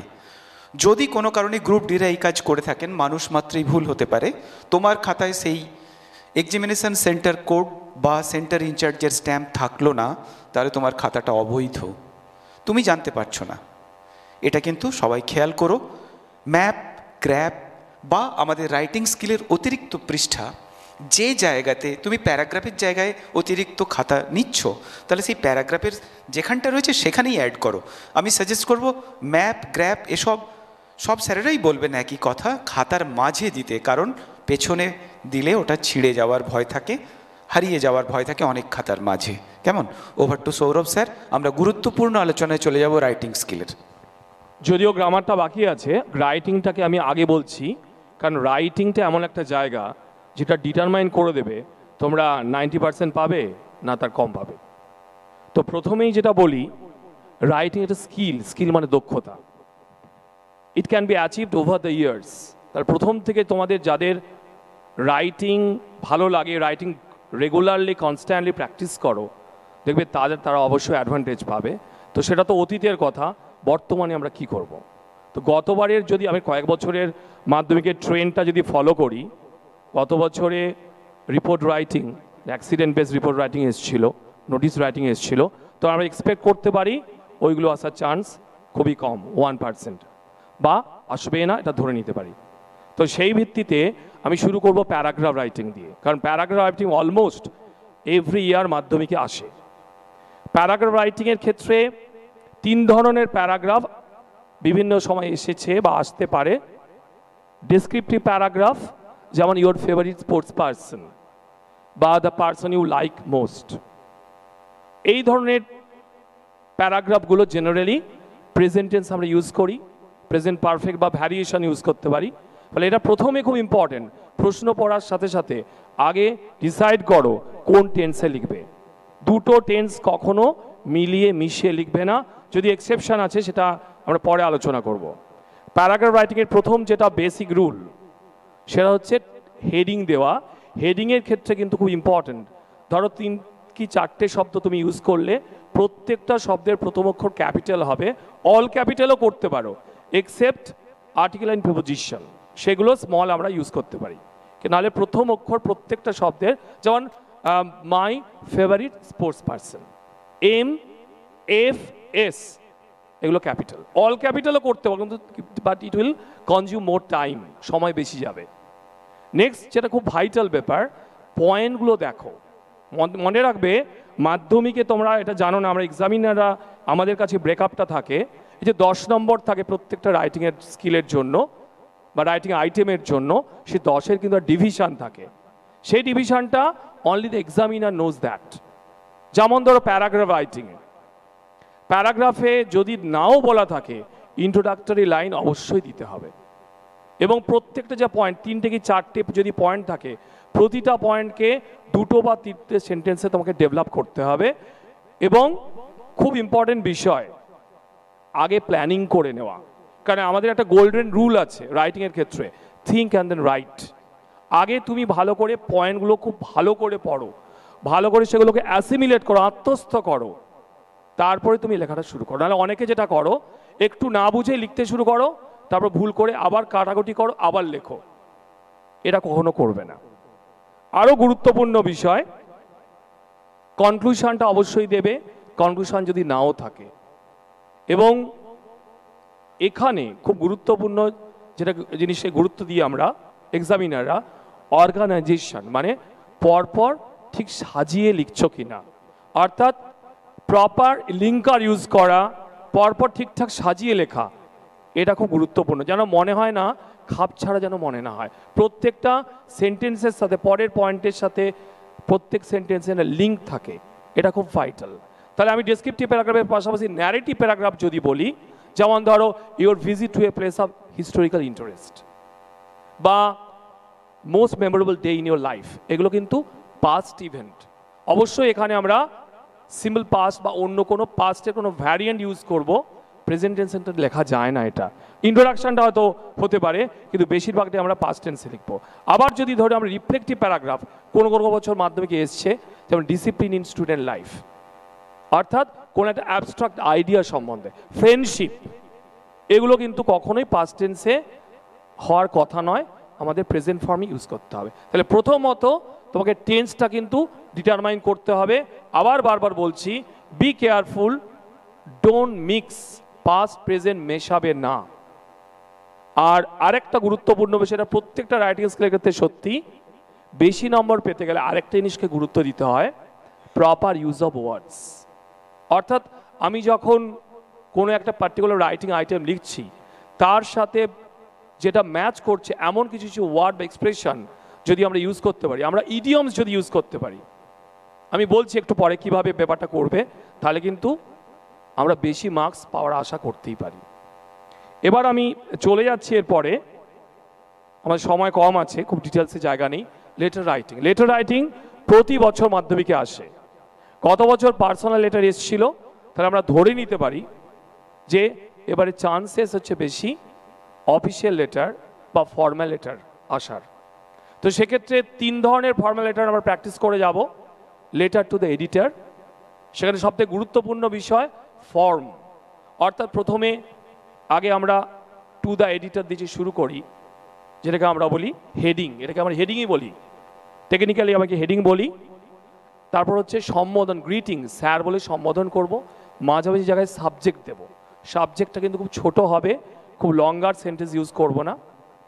এবং পয়েন্ট বেশিরভাগ ক্ষেত্রেই থাকে, পয়েন্ট যদি নাও থাকে তোকে প্ল্যানিং করে নিতে হবে। যেমন এবারে অনেক স্কুলে প্রশ্ন এসেছিল, write a letter to the editor about the excessive hike of prices essential commodities, আচ্ছা price rise of essential commodities. যদি পয়েন্ট না থাকে তোমাকে পয়েন্ট বানাতে হবে। যেমন শুরুতে ইন্ট্রোডাকশন দিলে, যেমন through the Kalam of year esteem daily, এটা জানো, এটা খুব কমন একটা ইন্ট্রোডাকশন। এবার তুমি প্রবলেমটা বলো, যে কিভাবে মানুষ কি ফেস করছে প্রবলেমগুলো, কি কি কমোডিটিসের দাম ক্রমশ বাড়ছে বা বেড়ে যাচ্ছে, যেটা মানুষের আউট অফ রিচ। তাহলে প্রবলেমটা বলো, প্রবলেমের পরে তারপরে পরের পয়েন্টে আসবে how it affects the common people, কীভাবে এটা সাধারণ মানুষকে এত কষ্ট দিচ্ছে বা তারপরে প্রভাব ফেলছে। তারপরে আমরা যাব কজেস, পসিবল কজেস, কি কি কারণে এগুলো হচ্ছে। যেমন পেট্রোল ডিজেলের মূল্যবৃদ্ধি হলে জেনারেলি করেসপন্ডিং কজেস হিসাবে হয় কি, অন্যান্য জিনিসপত্রের দাম বেড়ে যায়। এবং last of all probable solution এবং অ্যাপিল টু দ্য গভর্নমেন্ট। এইরকম স্টেপ বাই স্টেপ তোমাকে কিন্তু পয়েন্টগুলো আনতে হবে। এবং খুব গুরুত্বপূর্ণ বিষয় এখানেও টেন্স, তাহলে এখানে আমরা জেনারেলি প্রেজেন্ট পারফেক্ট, প্রেজেন্ট, এই টেন্সগুলো জেনারেলি ইউজ করব। এবং আরও গুরুত্বপূর্ণ বিষয় যেটা আমি এক্ষুনি বলছিলাম, প্রপার ইউজ অফ ওয়ার্ড। যেমন ধরো তুমি এটা লিখতে গিয়ে বারবার যদি বলো ইনক্রিজ ইনক্রিজ ইনক্রিজ, একই কথাকে বারবার লেখো, তা না করে you have to use synonyms. যেমন আকাশ ছোঁয়া দাম, আর কি ইংলিশে কি বলি, স্কাই রকেটিং, বা কোনো যে দাম বেড়ে যাওয়া, মাল্টিপ্লাই। এই যে ওয়ার্ডগুলো, অর্থাৎ বিভিন্ন ধরনের সিনোনিম ইউজ করা, বা আমি একটু আগে যেটা বলছিলাম রেলিভেন্ট কোনো যদি ইডিয়ম ইউজ করতে পারো। যেমন ধরো যে as a result of the excessive price hike the common people find it difficult to কোপ উইথ দ্য সিচুয়েশন। এই কোপ উইথ দ্য সিচুয়েশন এই জায়গাটা আমরা অন্যভাবে লিখতে পারি, but to live from hand to mouth হতে পারে, বা এটা লিখতে পারি it is difficult for common people to make the both ends meet. Make both ends meet, it's a very good idiom. অর্থাৎ পরিস্থিতির সাথে তিনি খাপ খাওয়াতে পারছেন না, তার পক্ষে ডিফিকাল্ট হচ্ছে ফ্যামিলিটা লিড করা। তাহলে এই যে প্রপার ইউজ অফ ইডিয়ামস, এটার জন্য কিন্তু বেশি নাম্বার তুমি এক্সপেক্ট করতেই পারো। তাহলে এটার জন্য তোমাদের প্রথম থেকে ইউ নিড রিগোরাস প্র্যাকটিস। মাঝে মাঝে তোমাদের গ্রামার বইতে দেখবে ইডিয়মসের লিস্ট আছে, সেগুলো just have a look, just চোখ বুলিয়ে যাও, যেটা তোমার মনে পড়বে, যদি সেটা রেলিভেন্ট হয় definitely use it and it will earn more marks. আমরা প্যারাগ্রাফ এবং লেটার সম্পর্কে জেনে নিয়েছি। স্যার কিন্তু একটা ট্রিক বলে দিয়েছেন যেটা এক্সামিনারদের জানা থাকে, যে কোন কোন জায়গায় কীরকম নাম্বারটা থাকে। ইন্ট্রোডাক্টরি সেন্টেন্স এবং কনক্লুশন, ওখানে নাম্বার রয়েছে প্যারাগ্রাফে, আর যেটা রয়েছে সেটা অর্গানাইজেশনে। অর্গানাইজেশনটা কি? যে পয়েন্টগুলো রয়েছে সেগুলোকে ঠিক ঠিক অর্গানাইজ করা, সেটাকেই লিখে ফেলা নিজের ভাষায় অবশ্যই, আর সেটা মাস্ট বি গ্রামাটিক্যালি কারেক্ট। এটা লক্ষ্য রেখো। You may add 1 or 2 point of your own, নিজে থেকে একটা বা দুটো পয়েন্ট যোগ করতে পারো, তাতে কোনো বাধা নেই। কিন্তু বাধা আছে সেখানেই, যদি ভুল করে ফেলো, সেখানে যদি গ্রামাটিক্যাল ভুল করে ফেলো, সেন্টেন্সের স্ট্রাকচারে কিছু ভুল করে ফেলো, তাহলে তোমার নাম্বারটা ডিডাক্ট হয়ে যাবে। স্যার আরও কিছু রাইটিং স্কিল থেকে গেছে, সেটা বোধহয় এবারে স্টোরি রাইটিং ইম্পর্টেন্ট রয়েছে। স্যারকে বলবো স্টোরি রাইটিংয়ের ওপর একটু আলোচনা করতে, তারপরে আমরা প্রশ্ন উত্তর পর্বে চলে যাব। আচ্ছা, স্টোরি রাইটিং নিয়ে যেটা আমি বলতে যাচ্ছি, এটা আমরা খুব ইজি মনে করি, কিন্তু এখানেও কিছু বেসিক রুলস আমাদের ফলো করতে হবে। প্রথম হচ্ছে টাইটেল। 10 নম্বর যদি থাকে তুমি ধরে নিতে পারো, 2 নম্বর কিন্তু টাইটেলের জন্য থাকবে। টাইটেল কিন্তু ঠিকঠাক লিখতে হবে, যেটা ওই স্টোরির সাথে ম্যাচ করে যাচ্ছে। আর প্রতিটা পয়েন্ট ডেভেলপ করবে, এবং এটা মনে রাখবে স্টোরি এমন একটা জিনিস যেটা খুব ইন্টারেস্টিং করে লেখা যায়। 100 ওয়ার্ডস আমাদের লিমিট আছে, সেটা 140 অবধি ঠিক আছে, 200 ওয়ার্ডস যেন না হয়, কিন্তু এমনভাবে আমরা লিখব যেন পড়ে মনে হচ্ছে যে গল্পটা খুব ইন্টারেস্টিং। অর্থাৎ যেগুলো আনস্পোকেন, যে পয়েন্টে যেগুলো বলা নেই, you have to add it. তোমাকে সেটাকে লজিক্যালি, সেটা তোমার নিজস্ব কিছু পয়েন্ট যোগ করে লিখতে হবে, যাতে it will be more interesting. আর একটা গুরুত্বপূর্ণ বিষয়, যদি বেশি নাম্বার পেতে চাও, স্টোরি রাইটিংয়ে কিন্তু কোটেশন ইউজ করতে পারো। কোটেশনটা যেন রেলিভেন্ট হয়, দুটো ক্যারেক্টার নিজেদের মধ্যে কথা বলছে, সেটা উইদিন ইনভার্টেড কমা, সেটা তোমার প্রেজেন্ট ইউজ করতে পারো। Otherwise the whole story must be written in past tense, সেটা পাস্টের কোনো ভ্যারিয়েন্ট হতে পারে। আর মরাল জানা থাকলে দেবে, যদি না জানা থাকে ভুল মরাল দেবে না। এটা মনে রাখবে, এই যে এত কিছু আমরা বললাম, as far as possible try to right correct sentences. তুমি যত হাই সাউন্ডিং ওয়ার্ডস দাও না কেন, যত ভালোই লেখো না কেন, তোমার যদি মিস্টেক হয়, কনস্ট্রাকশন ভুল হয়, টেন্সের ভুল হয়, সাবজেক্টের সাথে ভাব যদি ম্যাচ না করে, সেটা যদি লাল দাগ দিয়ে আন্ডারলাইন করা হবে, then your marks will be deducted. তোমাদের নাম্বার কিন্তু অত্যন্ত কমে যাবে। এটা কিন্তু গোল্ডেন রুল, যে প্রতিটা জিনিস আমাকে অ্যাজ ফার এজ পসিবল খুব কেয়ারফুলি নির্ভুল লেখার চেষ্টা করতে হবে। এখনও কিন্তু বাকি আছে। স্টোরির পাশাপাশি আমি আর একটা কথাও বলবো, প্রসেস রাইটিংকেও তোমরা গুরুত্ব দেবে এবারে, এটাও ইম্পর্টেন্ট এবছরের জন্য। প্রসেস রাইটিংয়ে হেডিং আমাদের তো দিতেই হয়, যেমন ধরো ব্লাড ডোনেশন, কীভাবে ব্লাড ডোনেশন প্রসেসটা হয়, বা কীভাবে ORS তৈরি করা হয়। তাহলে উপরে একটা হেডিং দিলাম, প্রথমে একটা ইন্ট্রোডাক্টরি সেন্টেন্স দিলাম, যে টপিকটা নিয়ে লিখছো সে সম্বন্ধে একটা বা দুটো লাইনে, মিনিমাম 1 or 2 লাইনসে কিছু লেখা। তারপরে প্রতিটা পয়েন্টকে আমরা ডেভেলপ করব। অবশ্যই গোল্ডেন রুল এখানে, you have to use passive voice, কোনোভাবেই অ্যাক্টিভ ভয়েসে লেখা যাবে না। আর প্রতিটা সেন্টেন্সের আগে লিঙ্কার ইউজ করতে হবে, at first, then, after that, thereafter, etcetera etcetera. এবং খুব গুরুত্বপূর্ণ বিষয় এখানেও টেন্স, অবশ্যই প্রেজেন্ট টেন্স, প্রেজেন্ট বাদে অন্য কোনো টেন্স কিন্তু আমরা ইউজ করতে পারবো না। আর প্রতিটা রাইটিংয়ের ক্ষেত্রে তোমরা বলবো, তোমরা নিশ্চয়ই জানো যে সাজেশান এখানে কোনো অ্যাপ্লিকেবল নয়। প্রতিটা রাইটিংয়ের একটা কি দুটো করে তোমরা মডেল তৈরি করে যাও, আরও বেশি করে প্র্যাকটিস করতে পারো, করতেই পারো। যেমন এক্ষেত্রে একটু আগে আমরা মিস করে গেছি একটা পয়েন্ট, অফিসিয়াল লেটারে শুধু লেটার টু দ্য এডিটার নয়, লেটার টু দ্য হেডমাস্টার আসতে পারে। ধরা যাক স্কুলে কোনো সাইকেল সেট নেই, কনস্ট্রাকশন অফ সাইকেল সেট, বা to the OC, officer in charge of a local police station, কোনোভাবে তোমার হয়তো সাইকেলটা হারিয়ে গেছে, এরকম ঘটনা, এরকম প্রশ্ন অতীতেই কিন্তু এসছে। তাহলে এই যে ফরম্যাটগুলো, প্রত্যেকটার ফরম্যাট, প্রত্যেকটার ল্যাঙ্গুয়েজ লিটল বিট ডিফারেন্ট, এইগুলোর সাথে আগে থেকেই তোমরা পরিচিত হয়ে যাও, আগে থেকে এইগুলোই তোমরা বারবার চর্চা করো, কাল্টিভেট করো, দেখবে পরীক্ষার হলে it will be easier than we expect. Sir, process রাইটিংয়ের একটা ছোট্ট ট্রিক স্যার বলেছেন, ইন্ট্রোডাক্টরি সেন্টেন্স দিও এবং প্রত্যেকটা সেন্টেন্সের লিঙ্কার ব্যবহার করো। ধরো ম্যাঙ্গো পিকল প্রিপারেশন, একটা ভার্ব দেওয়া থাকে ওখানে, হয় সেটা প্রেজেন্ট টেন্সে আইএনজি যোগ থাকে বা পাস্ট পার্টিসিপল ফর্মে থাকে, তাই তো? বট, আমি কি দিয়ে প্রশ্ন করব? কি কি কেনা হয়? উত্তরটা কি পেলাম? আম। তার মানে অবজেক্টটা সাবজেক্ট হয়ে যাবে। তাহলে আমার at first mangoes, are be verb হিসেবে আমরা দুটো জিনিস নেব, ইজ আর আর, কারণ ওখানে সিঙ্গুলার অথবা প্লুরাল আর কোনো ব্যাপার থাকে না। Mangoes are bought from the market, from the collected from the garden, যা থাকবে। এইভাবে শুধুমাত্র ভার্বটাকে কি দিয়ে প্রশ্ন করলেই আমরা সাবজেক্ট পেয়ে যাব। তার আগে একটা লিঙ্কার ইউজ করে দেব, ইজ বা আর বসাবো, ভার্বের পাস্ট পার্টিসিপল ফর্ম ব্যবহার করব। খুব সহজে এটা লেখা যায়। জাস্ট আমার দীর্ঘ অভিজ্ঞতা থেকে এটা বললাম। স্যারকে এবার চলে যাব আমরা গ্রামার অ্যান্ড ভোকাবুলারিতে। যে পোর্শনটা রয়েছে, ভোকাবুলারি অলরেডি আমাদের আলোচনা হয়ে গেছে, গ্রামার নিয়ে আলোচনা করব।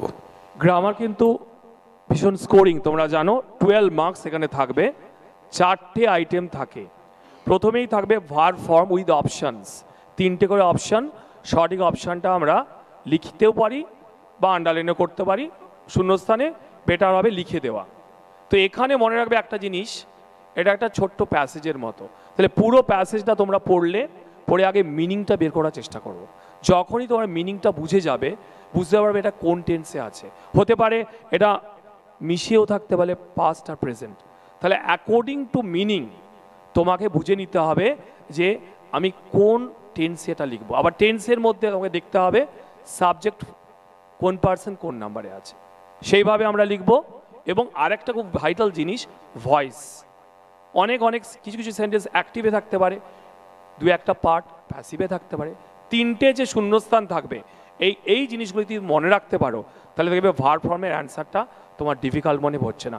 সব থেকে বড় অ্যাডভান্টেজ, 3টে অপশান থাকছে। তাহলে তোমার অপশানের মধ্যে তুমি এই জিনিসগুলো যদি মাথায় রাখো, meaning, subject, tense and voice, এই 4টে জিনিসগুলোকে যদি তুমি ঠিকঠাক মতো ডিটারমাইন করতে পারো, তাহলে অ্যান্সারটা কিন্তু লেখাটা ডিফিকাল্ট হবে না। এরপরে আমরা চলে যাব আর্টিকেল অ্যান্ড প্রিপোজিশন। আর্টিকেল প্রিপোজিশনে কিন্তু কোনো রকম অপশান থাকবে না, 3টে শূন্যস্থান থাকবে। তো আমাদের যেটা করতে হবে, আগে যেটা বললাম সেম ফর্মুলা, আমরা আগে মিনিংটাকে গেস করার চেষ্টা করবো। পুরো অংশটা পড়ে আমরা দেখে নেব যে কোনটায় আর্টিকেল বসাবো, কোনটাতেই বা প্রিপোজিশন বসাবো। এটা সব থেকে গুরুত্বপূর্ণ। নেক্সট আমি কি করব, আমি বেসিক কিছু রুলস আছে, যেমন কোথায় ইন বসে, কোথায় অ্যাড বসে, কোথায় ইন বা ইনটুর মধ্যে তফাৎ কি, এগুলো তোমরা সব, বিটুইন বা অ্যামংয়ের মধ্যে ডিফারেন্স কি, এগুলো তোমরা জানো। This is the basic rules. এর পাশাপাশি অ্যাপ্রোপ্রিয়েট প্রিপোজিশন, যেমন abide by, devoid of, fond of, abstain from, এইগুলো কিন্তু অলরেডি তোমাদের গ্রামার বইয়ে আছে। এইগুলো কিন্তু একটু মাঝে মাঝে একটু দেখে যেতে হবে, এগুলো ইকুয়ালি ইম্পর্টেন্ট।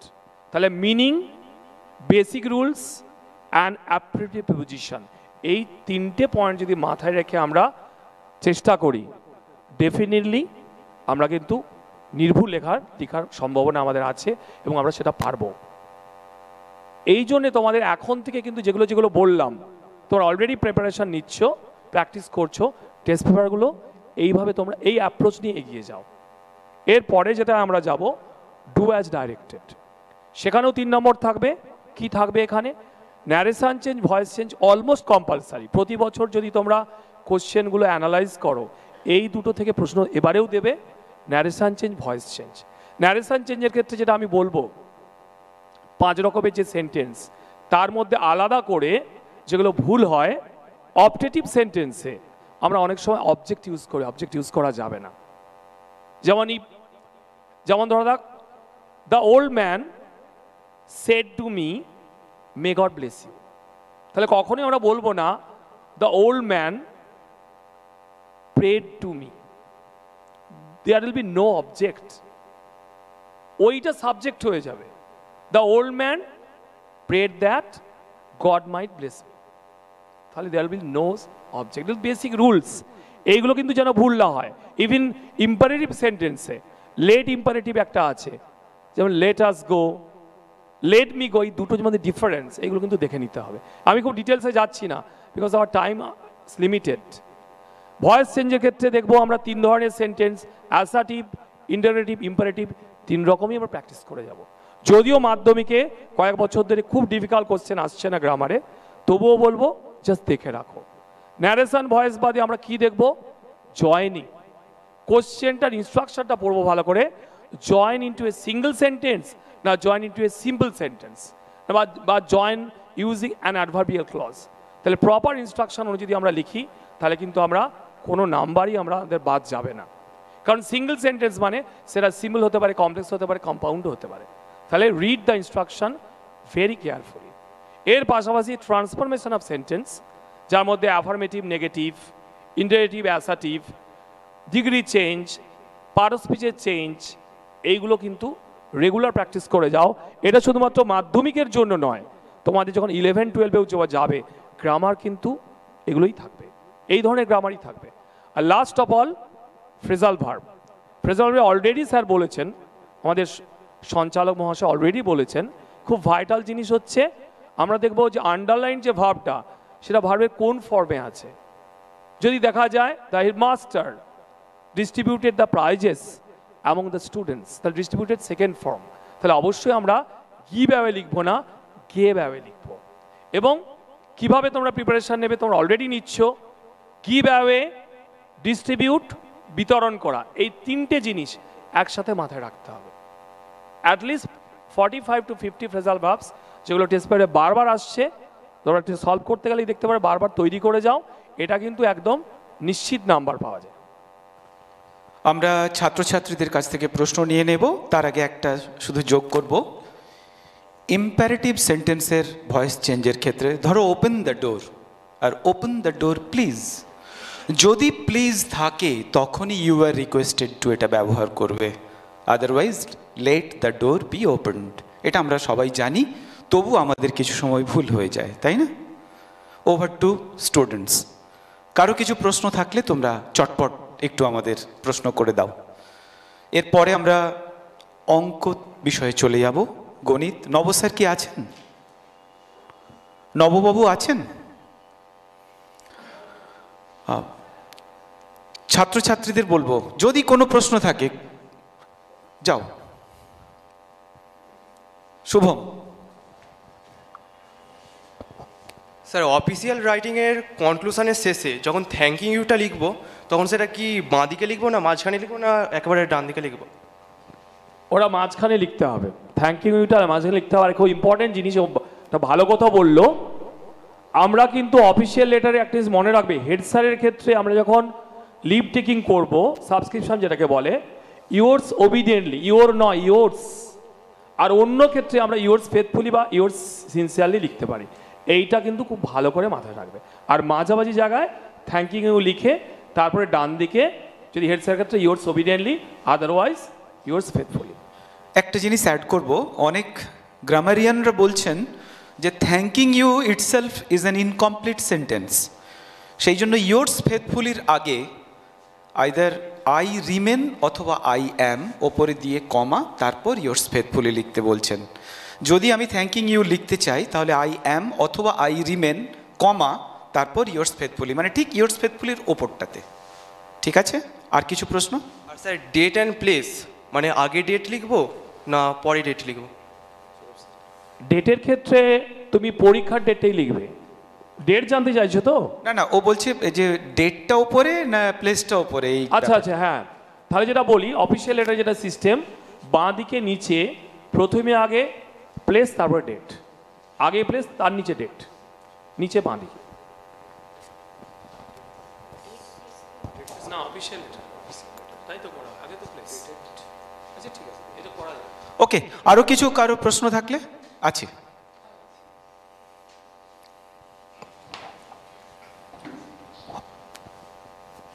আমার কোশ্চেনটা হচ্ছে যে ভয়েস চেঞ্জে বায়ের পরে হিস বা হার ব্যবহার করা যায় কি যায় না?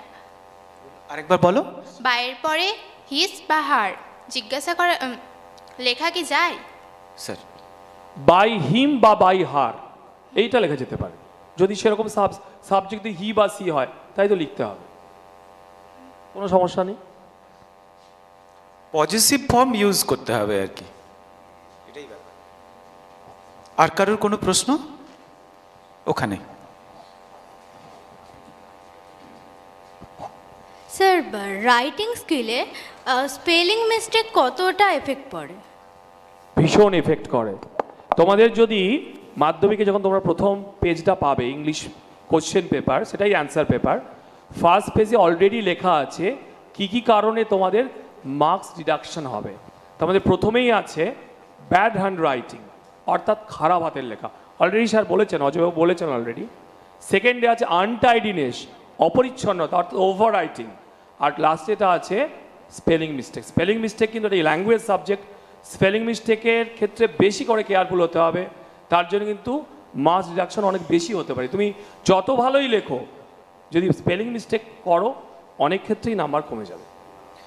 এই রুলটা আরও বেশি করে প্রযোজ্য গ্রামারের ক্ষেত্রে, জানো তো। সামান্য একটু এরর যদি গ্রামারে আমরা পাই তাহলে কিন্তু একের জায়গায় একেবারে শূন্য। ভাবতে পারছো? 100%, মানে 1 নাম্বার মানে ওটার 100%, সেখান থেকে 0। মানে you have to be very much careful while answering questions of grammar. Okay, next. Sir আমি জিজ্ঞাসা করতে চাইছি যে ট্রু ফলস লেখার ক্ষেত্রে ট্রু ফলস হয়তো ঠিক লিখলাম কিন্তু সাপোর্টিং স্টেটমেন্ট হয়তো লিখিনি বা ভুল লিখেছি, সেক্ষেত্রে নাম্বারটা কিভাবে আসবে? প্রথমত বলি, যে কোশ্চেনটা দেওয়া রয়েছে সেইটা নির্ণয় করা এটা ট্রু না ফলস, ঠিক আছে, এইটা কারেক্ট করতে হবে। কেমন, মানে আনসারটা ধরো ট্রু হলো, তোমাকে ট্রু লিখতে হবে, হতে চায় সেটা তুমি লিখবে। কিন্তু সাপোর্টিং সেন্টেন্স ভুল হলো, সেই ক্ষেত্রে তুমি 1 নম্বর পাবে। কিন্তু কখনোই এটা নয়, স্যার বলে গিয়েছেন সাপোর্টিং সেন্টেন্স ঠিক আছে কিন্তু তোমার আনসারটা ভুল, এক্ষেত্রে কিন্তু নম্বরটা পাওয়া যাবে না, 0ই পাবে। বোঝাতে পারা গেছে? আর অফিসিয়াল লেটারের ক্ষেত্রে টু দিয়ে নিচ্ছে হেডমাস্টার, টু দ্য হেডমাস্টার, 2 এর পর কি কমা দেওয়া যায়? একদমই দেওয়া যাবে না, জাস্ট 2 লিখবে, কোনো কমা থাকবে। টু দ্য হেডমাস্টার, স্কুলের নাম, অ্যাড্রেস, তারপরে মাঝে সাবজেক্ট আর বাঁ দিকে স্যার, স্যারের পরে একটা কমা দিতে পারো। Thank you. বেশ, শুভম আবার এসো। স্যার রাইটিং স্কিলের ক্ষেত্রে আমি যদি সহজ সরল ভাষায় রাইটিংয়ের সমস্ত ক্রাইটেরিয়া পূরণ করি তাহলে কি আমি 10 আউট অফ 10 পেতে পারি? এখন 10 আউট অফ 10 এইটা হয়তো ব্যাপারটা এত ইজি নয়, যদিও এখন দেওয়া হচ্ছে। ইজি ল্যাঙ্গুয়েজ, সিম্পল ল্যাঙ্গুয়েজ, এটা কিন্তু মডার্ন ল্যাঙ্গুয়েজ, ফলে তুমি যেটা ভাবছো ঠিকই আছে। কিন্তু আমি যেটা আগেও তোমাদের বলেছি, অনেকগুলো ক্রাইটেরিয়া আছে। পয়েন্টগুলো আমি কত ভালো ডেভেলপ করতে পারলাম, প্রপার ইউজ অফ ওয়ার্ড, অর্থাৎ ওই পার্টিকুলার রাইটিং আইটেমের জন্য বিফিটিং ওয়ার্ড এক্সপ্রেশন আমি কত ভালো দিতে পারলাম, কতটা ভালো আমি এক্সামিনারকে বোঝাতে পারলাম, এক্সপ্লেন করতে পারলাম।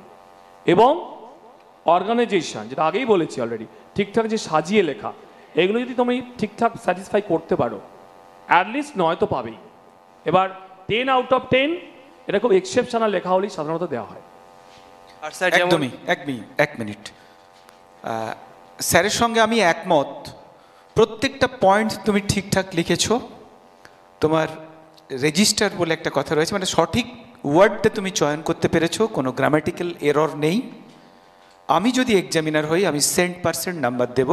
আমি কোনো অঙ্কের স্যার যদি থাকেন তিনি যেমন নাম্বার কাটেন না, আমাদের সাবজেক্টেও যারা মাধ্যমিকে প্রথম হয়, দ্বিতীয় হয়, তৃতীয় হয়, তাদের নাম্বার তো 100। তারা তাহলে নিশ্চিতভাবেই রাইটিংয়েও মানে 30-এ 30 পেয়েছে। প্রসঙ্গক্রমে বলে রাখি, শুভম আমাদের স্কুলের ছাত্র, এবারে প্রথম হয়েছে ইংরেজিতেও। ওর রাইটিং স্কিলে আমি তিনটেতে 1 নাম্বার করে কেটেছি। সেখানে ওর একটু এরর ছিল, কিছু গ্রামাটিক্যাল এরর ছিল। এরকম অনেক ছাত্রই দেখা যাবে, না হলে আমি ওকে 10 আউট অফ 10ই দিতাম, কারণ ওর লেখা অনেক ভালো। এখানে অনেকেই রয়েছে যাদের লেখা এরকম ভালো, তারা কিন্তু 9.5, আমি এক্সপেক্ট করবো অন্তত 9.5 পাবেই। ঠিক আছে, মানে 1.5 নাম্বার থেকে 1 নাম্বার তোমার ডিডাক্ট হতে পারে, 99 তোমাদের টার্গেট হবে। স্যার কিছু যোগ করবেন? রাইটিংয়ের ক্ষেত্রে আমি সবসময় একটা কথা বারবার বলছি, রেগুলার প্র্যাকটিস আর কনস্ট্যান্ট প্র্যাকটিস যারা করে যাচ্ছে, আগে থেকেই করছে, তারা অলরেডি একটা অ্যাডভান্টেজেস সিচুয়েশানে আছে। আর অলরেডি আমি প্রত্যেকটা রাইটিং আইটেমের সঙ্গে বলেছি যে কোন কোন জিনিসগুলো গুরুত্ব দেবে, ওইগুলো প্রত্যেকটা মাথায় রাখো। সবসময় মনে রাখবে তুমি যাই করো তোমাকে নির্ভুল লিখতে হবে, আর এক্সামিনারকে ইমপ্রেস করতে হবে।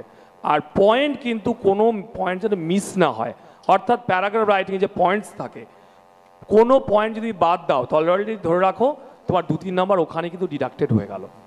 আর যেটা অলরেডি বলেছি, ল্যাঙ্গুয়েজের ব্যাপার তো বলেইছি, বেসিক জায়গা কিন্তু নির্ভুল লেখা, এটার উপরে আগে জোর দাও। স্যার একটা কোশ্চেন, মানে আমরা রাইটিংয়ের ক্ষেত্রে মানে কিছু মডার্ন ওয়ার্ড যেমন নেক্সট জেনারেশনের বদলে জেনেক্স ব্যবহার করতে পারি? এটা না করাই ভালো। এগুলোকে বলা হয়, এটা তো একদম কারেন্ট ওয়ার্ডস। এগুলো যদিও আমি একটা ইংলিশে ওয়ার্ড আছে স্ল্যাং মানে অনেক হয়, তাহলে এই ধরনের ওয়ার্ডগুলোকে ওই মধ্যেই পড়ছে, তাহলে এগুলো একটা আলট্রা মডার্ন ওয়ার্ড, এগুলোকে অ্যাভয়েড করাই ভালো। মানে এমন কিছু করো না যেটা কন্ট্রোভার্সিয়াল। আমার কাছে যদি সোজা সাপটা আলু ভাতে ডাল ভাত থাকে, তাহলে আমি কেন অন্যটাতে যাব, সহজ পাচ্যটাকে গ্রহণ করি। আচ্ছা, আমরা পরবর্তী সাবজেক্টে চলে যাই। আর কি কোনো প্রশ্ন রয়েছে? আচ্ছা স্যার, একটু টাইম ম্যানেজমেন্ট নিয়ে বলবেন, অর্থাৎ আমরা এই 3 ঘন্টা 15 মিনিটকে কিভাবে ব্যবহার করব, তারপর আমাদের ইংরেজি বিষয়টাকে আমরা ক্লোজ করব। আচ্ছা, একটা প্রশ্ন নিয়ে নেব চটপট। আমাদের অফিসিয়াল লেটারের ক্ষেত্রে কি আমরা স্কুলের ক্ষেত্রে এবিসি স্কুল বা কি ইউজ করব, এবিসি স্কুল নাকি নিজের স্কুলের নামটা? এখন দেখো, সবসময় তোমাদের আইডেন্টিটাকে গোপন করতেই বলা হয়। এবিসি হাই স্কুল লিখতে পারো, তবে যদি কোনো স্টুডেন্ট বাই মিস্টেক স্কুলের নাম লিখেও ফেলে, তার জন্য কোনোদিন নাম্বার এইভাবে কাটা হয় না। তবে চেষ্টা করবে ওইভাবেই লেখার, অর্থাৎ এবিসি বা XYZ হাই স্কুল লেখা। ঠিক আছে? আর একদমই সময় নেই, আমি একদম শেষ করব একটা জায়গা দিয়ে। 3 ঘন্টা 15 মিনিটটা তোমরা কিভাবে কাজে লাগাবে। তোমরা জানো 15 মিনিটস কোশ্চেন পড়ার জন্যে। কোশ্চেন পড়ার ক্ষেত্রে তোমরা যেটা করবে, যেহেতু কোনো অপশান নেই, সবই লিখতে হবে, আমি বলবো ওই প্রথম 15 মিনিট রাইটিংটাকে ভালো করে দেখো। 3টে রাইটিংয়ের যে কোশ্চেনগুলো আছে, পয়েন্টসগুলো ভালো করে বোঝার চেষ্টা করো। মানে আগের থেকে ব্যাপারটা বুঝে যাও যে রাইটিংটা কীভাবে, কোন অ্যাপ্রোচ নিয়ে তুমি এগোবে। এবার তুমি যখন লিখতে শুরু করলে, স্টার্ট উইথ দ্য ইজিয়েস্ট। প্রথমে রিডিং সিন, অর্থাৎ প্রোজ আর পোয়েম দিয়ে শুরু করো। 35 মিনিটস মোটামুটি রাখতে পারে ওর জন্য। এরপরে আমি সাজেস্ট করবো, অর্থাৎ তোমরা চেঞ্জ করতে পারো, এটা আমার সাজেশন। এরপরে যাবে গ্রামার, 12 নম্বরের যে গ্রামার, 15 মিনিটস টাইম তার জন্য রাখবে। তারপরে তুমি চলে যাবে রাইটিং স্কিলে। 3টে রাইটিংয়ের জন্য 1 আওয়ার, মানে 20 মিনিট করে প্রতিটা রাইটিং আইটেমের জন্য। সবার শেষে আমি বলবো at least 55 minutes for unseen passage. তার মধ্যে ওই 8 নম্বরের ভোকাবুলারিটাও আছে। আর এগুলো তোমরা যোগ করো, অর্থাৎ 35, 15, 60, 55, আর লাস্ট অফ অল তোমাদের হাতে এখনও থাকবে 15 মিনিটস রিভিশনের জন্য। তাহলে এটা যদি মোটামুটি একটা প্ল্যানিং করে যাও, হাতে তো ঘড়ি থাকবেই। এবং এই প্রসঙ্গে বলে দিই, স্মার্ট ওয়াচ কিন্তু নিয়ে যাবে না, এটা কিন্তু অ্যালাউড নয়। নর্মাল ওয়াচ নিয়ে যাবে, টাইম মেনটেন করে এগোবে, দেখবে কোনো ক্ষেত্রেই তোমার প্রবলেম হবে না, খুব সাকসেসফুলি তুমি পরীক্ষাটা দিতে পারবে।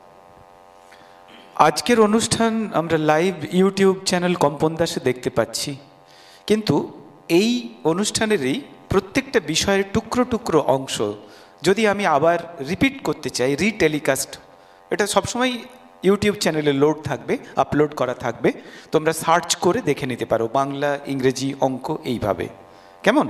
আর স্কুলের বন্ধুদেরও বলে দিতে পারো যারা আজকে আসতে পারলো না, আমাদের এই স্বল্প পরিসরে আমরা যাদের জায়গা করে দিতে পারলাম না তারা পরে কিন্তু ইউটিউব চ্যানেলে পেয়ে যাবে। বেশ, যদি কোনো প্রশ্ন থাকে আবার আমরা পরে নিতে পারি। সারাদিন তো আমরা রয়েছি আজকে। দুজন স্যারকে, আমার পাশে যারা রয়েছেন, সৌরভবাবুকে এবং অজয়বাবুকে অসংখ্য ধন্যবাদ আমাদের পক্ষ থেকে, কম্পন ভাইয়ের পক্ষ থেকে, বিরাজের পক্ষ থেকে, আমাদের স্কুলের পক্ষ থেকে। আমরা আবারও পাবো আমাদের স্টুডিওতে, উচ্চ মাধ্যমিকের অনুষ্ঠানে অবশ্যই পাবো সবাইকে। এই বলে শেষ করলাম। আমরা ডেকে নেব অঙ্ক বিষয়ে আলোচনার জন্য। তোমাদের আমরা বিরতি এখন দিচ্ছি না, একেবারে লাঞ্চ ব্রেক দেব, 5 minutes. Okay, 5 minutes bio break, 5 মিনিটসের বায়ো ব্রেক। টয়লেট যেতে চাইলে কেউ যেতে পারো, আর যদি না হয় তাহলে বসো, থিতু হও, মনে মনে একটু একটু স্মৃতির রোমন্থন করো। আমরা পড়াশোনার ক্ষেত্রে কি বলি জানো, যেটা পড়লাম সেটাকে একটু শুয়ে শুয়ে ভাবি কি পড়লাম, তারপর সেটাকে একটু লিখি, এটাতে মনে হয় অনেক ভালো অভ্যেস হয়। কি ভূগোল, কি ইতিহাস, বাংলা, ইতিহাস বাংলার ক্ষেত্রে এটা খুব প্রযোজ্য। আমরা দেখছি যে আমরা বাঙালি হয়ে বাংলাতেই কম নাম্বার পাচ্ছি আর ইতিহাসে কম নাম্বার পাচ্ছি, কারণ আমাদের পড়ার অভ্যেসটা, লেখার অভ্যেসটা আর স্মৃতি রোমন্থন করার অভ্যেসটা কমে যাচ্ছে। জাস্ট 2-3 মিনিটের একটা ব্রেক, আমরা ফিরে আসছি নতুন বিষয় নিয়ে, গণিত। এবং সেখানে রয়েছেন আমাদের এতদ অঞ্চলের গণিতের একমাত্র প্রধান পরীক্ষক উত্তমবাবু, বারগ্রাম অঞ্চল বিদ্যাপীঠের শিক্ষক, এখন উনি টিচার ইনচার্জ। উত্তমবাবু রয়েছেন এবং ওনার সঙ্গে রয়েছেন সুরজিৎ দাস বৈরাগী স্যার, অনন্তপুর সিদ্ধেশ্বরী হাই স্কুলের শিক্ষক। দুজনেই খুব স্বনামধন্য, দুজনেই দীর্ঘদিন ধরে পরীক্ষার খাতা দেখছেন। আর সঞ্চালকের দায়িত্বে সেই সদা সাবলীল, যার ভাষার ফুলঝুরি শুনতে আমার ভীষণ ভালো লাগে, আমাদের শ্রদ্ধেয় নববাবু। নমস্কার।